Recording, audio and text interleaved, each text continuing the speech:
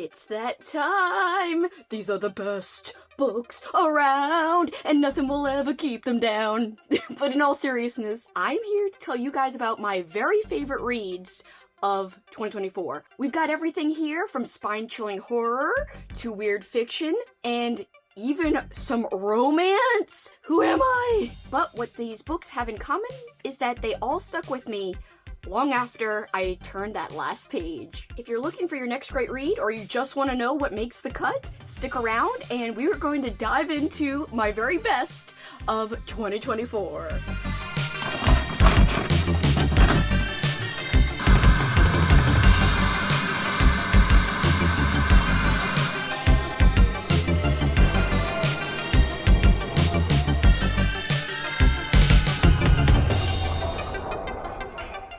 Welcome, fellow freaks, geeks, and nostalgic peeps, to my channel, Simon Slasher's, where, yeah, we talk about horror books. And before we jump in, I do want to specify that these books have a multitude of publishing years. They weren't all released in 2024. These are just books that I've read in 2024. So make sure that you guys know that distinction.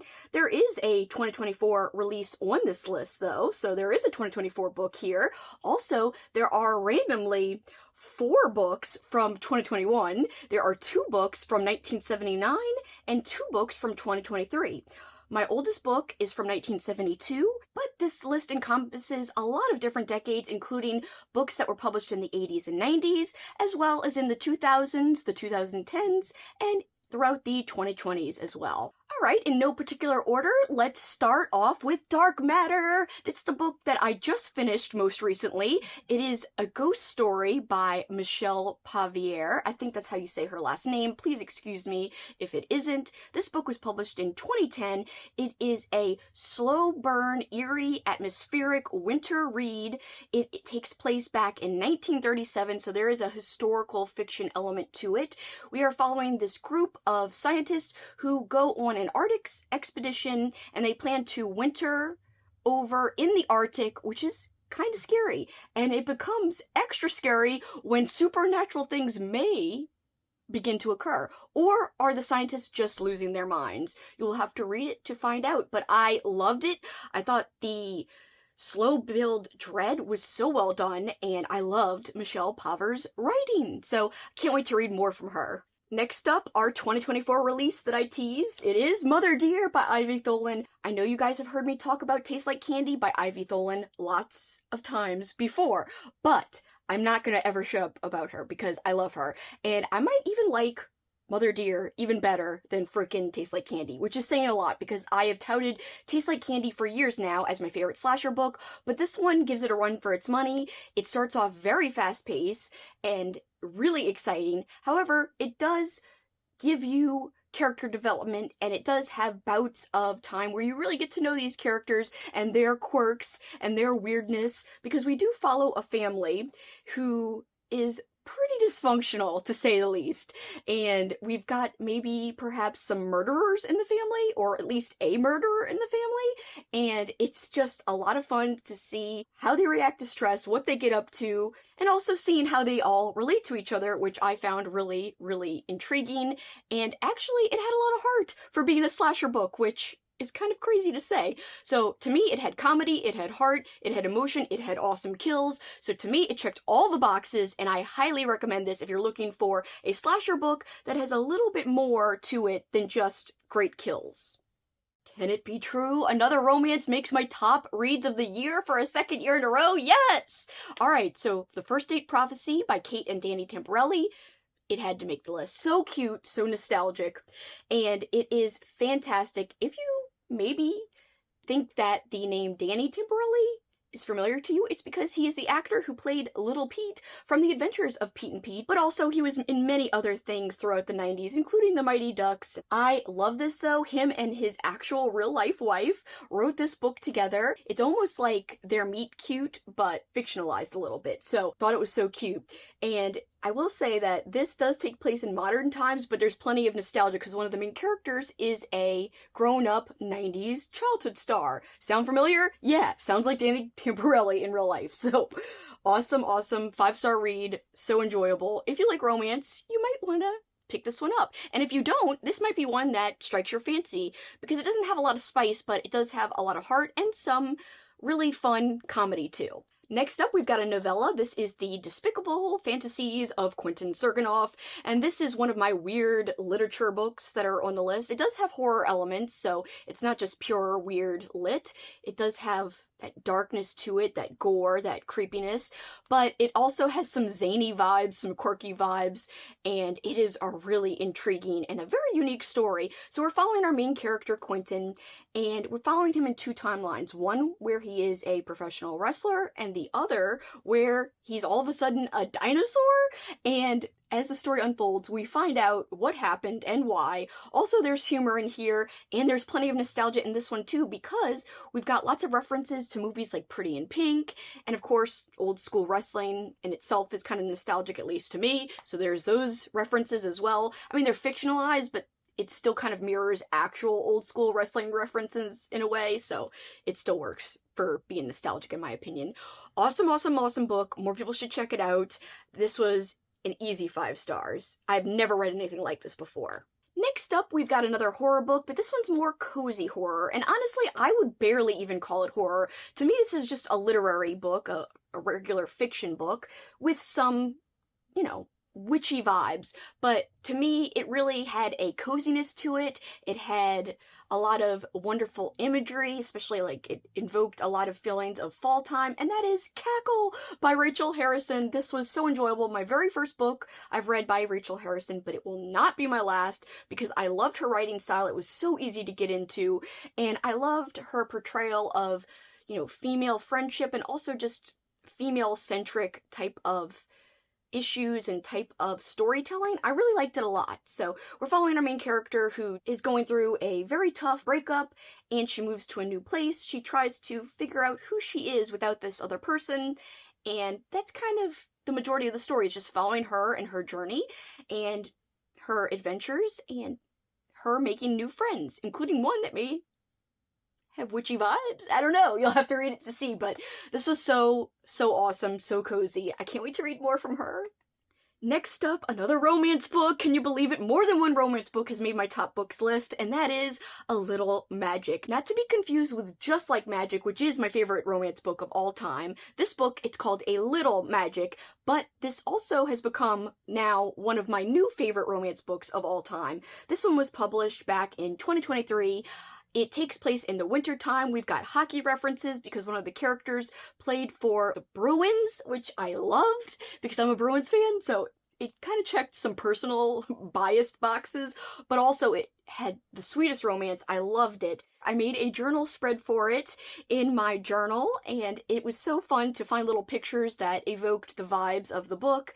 And if you're really looking for something sweet, it doesn't have a ton of spice, but it still is there, and it has a lot of cold vibes, I think this one could really be a hit for you. And another non-horror book lands on my list, and that is Watership Down by Richard Adams. Now, this is the oldest published book on the list from 1972, and I loved it. The audiobook, by the way, is fantastic.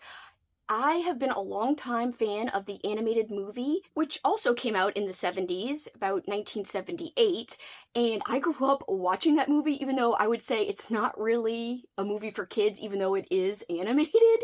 It has a lot of darkness to it, a lot of gruesomeness to it, including like bunnies being suffocated. Like, there's imagery of this. Freaking bunnies getting attacked by a dog. It's wild, honestly. Somehow I think that movie has had a really big effect and is one of the reasons I became a horror movie fan. So I don't know, I think you can somehow connect those dots, but I was hoping that I'd love the book just as much as I love the movie because I have a very, very soft spot in my heart for the movie. I have watched it many, many times since I was very, very young, like I said. And the book not only met my expectations, but it exceeded them. And actually, it made me appreciate the movie even more, which I didn't even know was possible because it is such a faithful adaptation. And that's not to say that the book doesn't have extra detail, because it does. But overall, the movie is very, very faithful and keeps a lot of the core story intact. What the book has that the movie doesn't have is that it has a lot of like almost like the rabbits in the story have their own mythology. They have their own stories that they tell about, you know, their people. And this has a lot more of that than the movie does. And I really appreciated it. It is long, it is slow, it won't be for everybody, but it worked for me. There was just something very, very, very readable about it to me. There was something very, in a way, cozy, even though it still had darkness to it, just like the movie does. It still did have cozy vibes too, and it was a very huge adventure. So essentially, we're basically following these rabbits as they leave one warren because they are afraid something's going to happen. There's almost like a psychic bunny with them, and he's like, something bad's going to happen, we need to leave. So they go on this big journey to try to establish a new warren and find a new home. And lots of things happen along the way. So basically that's all it is, following the bunnies. Doesn't sound like a lot of fun, but I don't know, it's such a great story, and it's so well written. It's maybe one of the most well written books on this entire list, besides maybe another one I'll talk about in a second. But when it comes to this book, oh, fantastic. Really, honestly, in my opinion, a perfect book. Next up, I know I'm holding up two books. I'll explain that in a second, but I just referenced that, you know, Watership Down might be the best written book on the list. The other best written book on the list is Robert McCammon's Speaks the Nightbird. I think it's so fantastic. It's another historical set book, which is unusual that more than one of those books has made my list, but it's so immersive in that you get to know, especially the main character Matthew, so well that it doesn't matter that it takes place way, way back in the day, like in the 1600s. It takes place in 1699. And even though you wouldn't think you would care about something that takes place that long ago, Robert McCammon does such a masterful job at making you care about Matthew and all of the things going on in this small town, all of their hardships, and it's just fantastic. We've got Matthew, our main character, who works for the magistrate, which is kind of like a judge, and they have to go to this small town to preside over a, quote, witch trial. Is there witchcraft really afoot? What is going on? This is essentially a very, very slow burn mystery, but what you want to read it for is the characters and the vibes and just Robert McCammon's wonderful writing and his awesome characters. I think that was the big takeaway from the book, but if you're looking for a mystery, I think this would also fit the bill. But to me, what stood out more than anything was the characters and just the writing, and that always is true for me. For Robert McCammon, he is my favorite author, so maybe I'm biased, but you know, I don't know. I feel like it's hard to argue that this is great. And the reason I have two copies, it's not two copies of the same book, it's two volumes, and together they make Speaks the Nightbird. I have these two editions, but it was also released as one big edition, so that's how I'm reviewing it. That's what lands on the list, is these books as one, technically, Speaks the Nightbird. Next up, we've got Where the Chill Waits by T. Chris Martindale, a book I just read, and it was fantastic. This is another oldie, an oldie, but a goodie, and it was published back in 1991. And this is another slow burn, so quite a few slow burns on my list, but this one is very, very well done in terms of setting, in terms of eerie vibes, kind of like a lot of the other slow burns on my list. To me, I don't mind a slow burn if there's great characters and if there's a awesome fleshed out setting, and all of the ones that have landed on my list have those elements for sure. The audiobook, by the way, was fantastic too. Shout out to Crossroad Press, who keeps vintage horror like this alive by releasing audio copies and new Kindle copies or e-copies. Fantastic work. Can't praise them enough. I love checking out books by them because we should support what they're doing. If we want to read vintage horror, it's only these publishers who are keeping it alive. Otherwise, you have to go to used bookstores and try to find some hidden gems on your own. But you don't always have luck doing that. So I feel like it's important to shout that out and to say, yes, support them because it's the only way a lot of people can read these books. Essentially, the loose premise is we've got these guys going on a business trip. They wind up in Canada, and they go into the deep, deep woods. There's something supernatural afoot, and the supernatural occurrences might also start to have physical ramifications for them, but you can only read it and see what I mean, because I'm not going to give you any more details. It's worth it to just check it out for yourself. I highly, highly recommend it, especially if you don't mind a slow burn, as I said. Next up, another horror book, we've got Carrick Glynn. This one is so good. Shout out again to Leslie, one of my viewers, who told me to make this book a priority for Halloween time, and I'm so glad I listened to her because this was freaking amazing. If you like coming of age, you should check this out. But if you like coming of age and folk horror, you should check this out as soon as possible, which I would say should be the next Halloween from when you see this video, because it really would be a crime not to read this book during autumn time because it has a lot of great autumn vibes, lots of great discussion of Halloween and why our main character loves Halloween. There's emotion, there's humor, there's great gore and horror, there's unique folk elements to it too. I don't want to get into details and spoil anything, but highly worth checking out. Now, I would say that when the horror hits, it packs a punch, but it does take a while for the horror to occur. You are getting to know the main character, his group of friends, his family, and that takes a little bit. About 60% of the book is that. But I enjoy that. I enjoy coming of age. So if you do too, you might actually not mind that and really love this book as well, because it was definitely worth the wait. I mean, I enjoyed that part, but if you were someone who wouldn't really like that part, I would still say maybe still give it a chance, because when the horror hits, in my opinion, it is some of the best horror I've read, and it was definitely worth the wait. Next up, In the Company of Witches, published in 2021. This is not a horror book. This is a cozy mystery. Who am I? Romance on my freaking list, weird fiction, and a cozy mystery?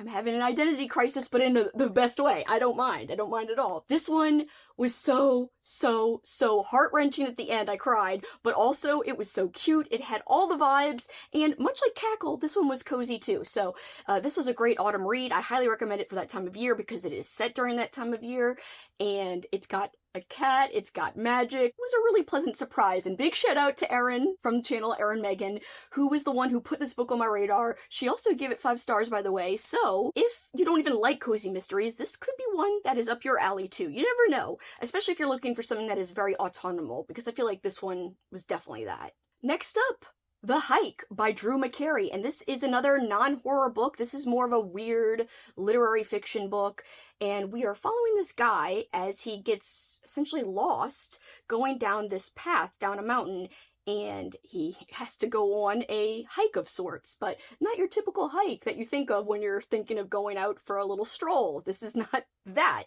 He sees the weirdest things. It almost is like he's in another reality, and he's got to figure out a way how to get back home to his family, and basically we're just following him for his journey. And I think what's great about this is not only the writing and the weirdness, but it also had philosophical musings that I found so fascinating and that I just loved. It had wonderful quotes, and it also had one of my favorite characters that I've read this year, which was a freaking crab. And he was so freaking saucy, and he was so funny. I loved him. The crab is one of my favorites. I just had a ball reading about the crab. And he was in a large part of the story, so I was like, yes, I love you, crab. I love you. Anyway, I think it's worth checking out just for the crab alone, but if you like weird fiction, this could be one that you also get along with like I did. More weird books. Here's another weird one, Golden Land Past Dark, and I would say this is more of a literary fiction book versus a horror book. This is classified as horror, I think, some places, maybe even on Goodreads, I'd have to double check, but I would not call this horror personally, but what it is a great character study. We are following our main character, who is a little dwarf who works with a traveling circus, but it's a really non-formal traveling circus. It's just a couple of people, and they don't have a lot of money, but they try to make do. And then we follow him throughout the rest of his life because, more happens. We're following him over a long period of time. I loved it. It definitely had awesome carnival vibes. I read a whole bunch of carnival books for my readathon I did for Patreon in September, which was all carnival, clown, circus themed, and this fit that so well. But what made it stand out above other books I read with that same setting or same vibe? The writing. The writing was so poetic at times, and also it was like you couldn't trust the narrator. Our main character, we don't really know if he's somebody you can believe, and so I think that added a little extra something to it, at least for me personally. So not really what I would have expected from the back of the book. If that doesn't bother you, I say check it out and give it a chance. It is the year of weird. I had a lot of weird books on my top favorites of last year in 2023, and for 2024, it's no different, I guess, because here we have another weird book, and it's A Choir of Ill Children by Tom Piccarelli. The first book I read by Tom Piccarelli, it did not have audio, but I was enthralled by this book. If a book doesn't have audio, but yet I can't wait to keep picking it back up, and it really feels easy to read, then I usually find myself paying close attention to that book, and it winds up usually being a favorite. It's not a purposeful thing, it's just you can tell when you're really into a book, especially when it's so easy to read, even though you don't have audio, you're just reading it sitting there physically. And this one was really weird, and it's hard to even describe. We're following this guy, and he's got conjoined twin brothers. He also is kind of the mayor of a small town, but it's like a very informal thing. It's really just very hard to explain.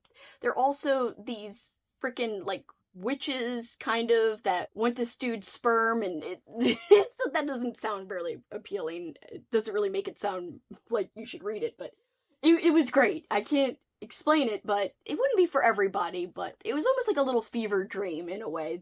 That's how I felt while reading it, and it was enjoyable, at least for me. Okay, back to some horror. We've got The Rising by Brian Keene, and I do want to say that if you were to check this book out, do not pick up this edition. I would pick up the edition that is available on Kindle. It is the author's preferred edition. It is slightly revised from when it was originally published, so definitely look on Kindle or look on Amazon for a new edition. This is an old school edition that I found out in the wild, but I did buy the Kindle copy and read the author's preferred edition, because when there's a big difference, I like to go with the author's preferred edition, and was not the one I owned, so it is what it is. But just to have something to hold up, I'm holding up this copy. But just remember to try to find the one that says it's the author's preferred edition. Another book, by the way, published by Crossroad Press. Shout out again to Crossroad Press. And this one had a great audiobook. And I do want to shout this one out really strongly, because this is a zombie book, and I don't usually like zombie books. So the fact that it's made it all the way to my top list at the end of the year is saying something about this book. Because usually I'm like, whatever, zombies, whatevs. But here, it was done in such a unique, different way that I've never seen any other book approach zombies like, that it had to make my list. It's really fast-paced, it's really tense, and also kind of dark at times. And we do come to care about our main character. Now, that's not to downplay the zombie part of it, because, like I said, one of the things I like most about this is the zombies and how they're different than the normal zombies I see, both in book form and in movie form. So that is something that really stuck out, and I don't know how another zombie book's gonna ever beat this for me, personally, but only time will tell if I pick up more. But yeah, I can tell you that hardly any zombie books have ever made it on my top reads of the year list, but this one did. Alright, back to non-horror again. We've got a sci-fi book making my top reads of the year, Dark Matter by Blake Crouch. And yeah, this is the second book called Dark Matter on my list. So 2 books, same title, different books though, like I said. This one had some romance at the center of the story, lots of emotion, but it did have science. And I didn't mind the science. I found it easy to absorb. It was not confusing. We're following our main character, and he winds up, essentially, I don't want to give anything away, he's woken up in a world that is different than his normal life, and his wife is not his wife, his son was never born, and he is not an ordinary college professor like he should be, but he's a celebrated genius who has achieved something remarkable, something impossible. Is this life or the other that's the dream? And even if the home he remembers is real, how will he make it back to the family he loves? I don't want to give away too much, that's why I read whatever the back said just in case, but this was so compelling. I read this in like one sitting, maybe at most 2. I think it was 1 though. I could not put it down. So well written, and I hardly ever feel that way about sci-fi, and I don't know, it just really surprised me. I was not expecting to love it. Next up, we've got a gothic horror book, and that is Flowers in the Attic by V.C. Andrews, a classic, and I love this one. It was so atmospheric, but in a different way than the other atmospheric books I've talked about. A lot of the other atmospheric books were about the setting, also the tone, but the setting really was a huge part of it, whereas Flowers in the Attic, the writing's more part of the tone of it, the atmosphere, and the interpersonal relationships of the characters also really contributed to that. So this is a classic for a reason. I could see why everyone loves it. I could see why it shocked people back in the day, especially people who were younger, who were somehow still reading this book, even though they really probably shouldn't have been. But hey, I watched a lot of things I shouldn't have been watching, including Watership Down, that animated movie I mentioned when I was a kid, so no judgment at all. I would have totally read this if I was a reader back when I was a kid, but I had no idea I liked to read, so that wasn't even on my radar. But I'm so glad I finally picked this book up, and I cannot wait to devour more from V.C. Andrews, and I will be continuing on with the Flowers in the Attic series, hopefully next year. Next up, a middle grade book, the Bunnicula series. I'm gonna just put the first book of the series on this list as my official best book, but really the entire Bunnicula series, which I read all of the books, they could all be here because I gave them all 5 stars. I loved every one of them. The audiobook is fantastic, but regardless if you use audio or you don't, the story itself is cute as hell.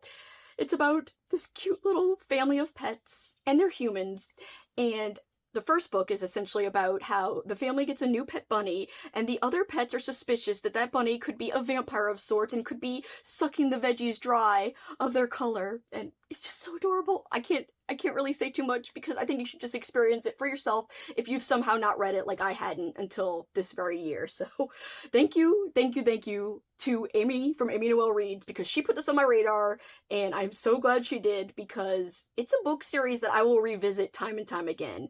It is so cute, and I don't think it will ever get old. We're nearing the end. This is our second to last book I'm going to mention. It is The Wind-Up Bird Chronicle. So this is another non-horror book, and it's another weird book. A book that I would describe magical realism or just general literary fiction.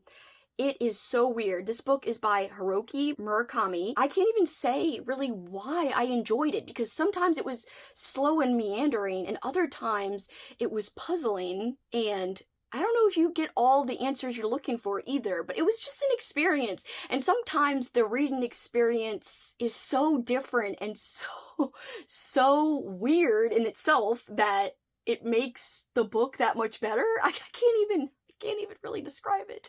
But I came away with a lot of philosophical thoughts about life because it just really made you think. I don't think it would be a hit for everybody, like a lot of the books on my list. Like another book like that, Acquireville Children, I don't think would be for every single person. Golden Land Past Dark. But, you know, these are the kind of books that for some reason speak to me, for some reason affect me, and for some reason I really enjoy the experience reading it, even though it's not your typical reading experience where, you know, it's not necessarily fast-paced, and it's not necessarily like a traditional story. It's still so rewarding, and I'm so glad I read it. And I'm really excited because I am going to be reading another Murakami book next year for my book club. In March, we are reading Kafka on the Shore, and I've heard from my friend Froggy, that it's amazing. So I am really excited for that one. I cannot wait. And last, but definitely not least, it's actually last and best because I gotta say, this is pretty much my favorite book of the entire year. And I read this all the way back in January, so it kind of sucked in a way to have my best read of the year, my favorite read of the year back in the beginning of the year. But all of these books were fantastic. They were all a great experience. This one, though, I don't know, there's just something about my time with it that I extra enjoyed, that I can definitively say it's the #1 favorite. The audiobook is fantastic, like some of the other audiobooks I've shouted out. This one is narrated by Chet Williamson. He does a fantastic job. His voice is incredible. And this is a vampire story set in 80s New York. It was also published in the 80s, by the way, back in 1986. This is by Skip Inspector, and it's one of the books people talk about as one of the very first splatterpunk books. So splatterpunk is a subgenre of horror, but what we know as splatterpunk today is a lot different than splatterpunk back then when this was published, when this kind of first helped launch the subgenre. This one, it actually has a message. It actually has some depth to it. It's not just giving you gore and stuff to shock you. It's got something more to the story, where splatterpunk today can be hit or miss. It can be just throwing out the blood and the grossness just to get a reaction. And I don't always jive with that, but this I 1000% jived with. And I cannot wait to read more by Skip Inspector.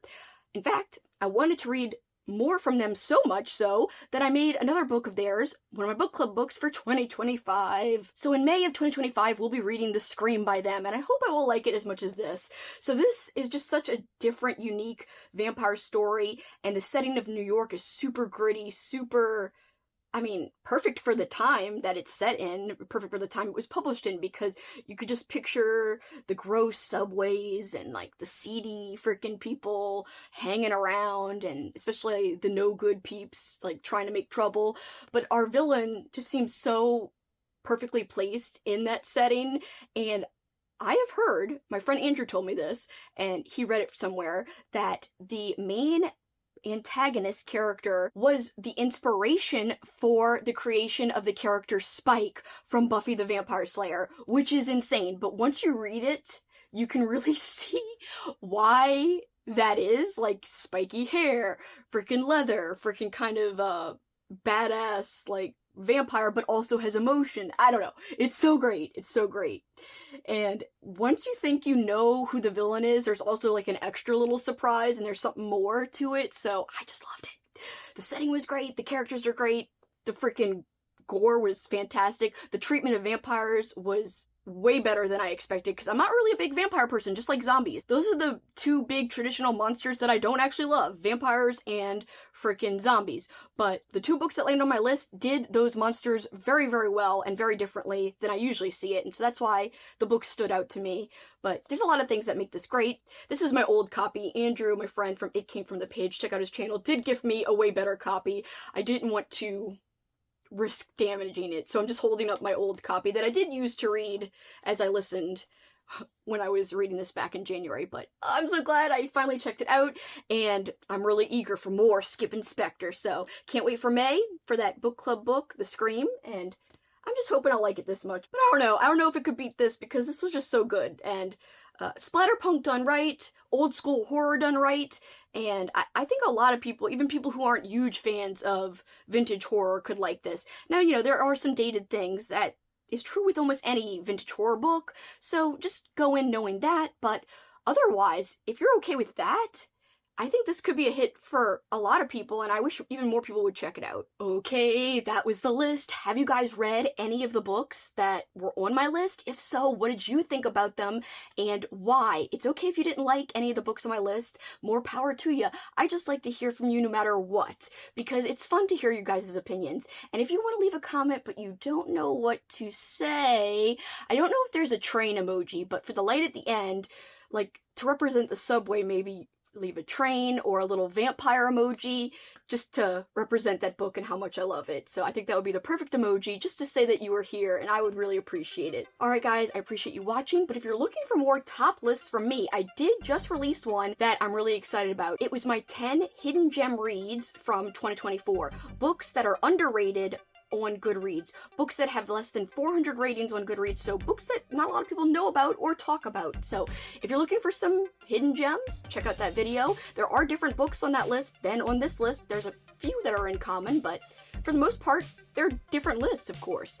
And if you're looking to see more of my top favorites and to learn more about me in general, you can check out my favorites from last year, because this list has some similarities, but it also has some big differences. So check out that, and I will link both down below and also in the cards.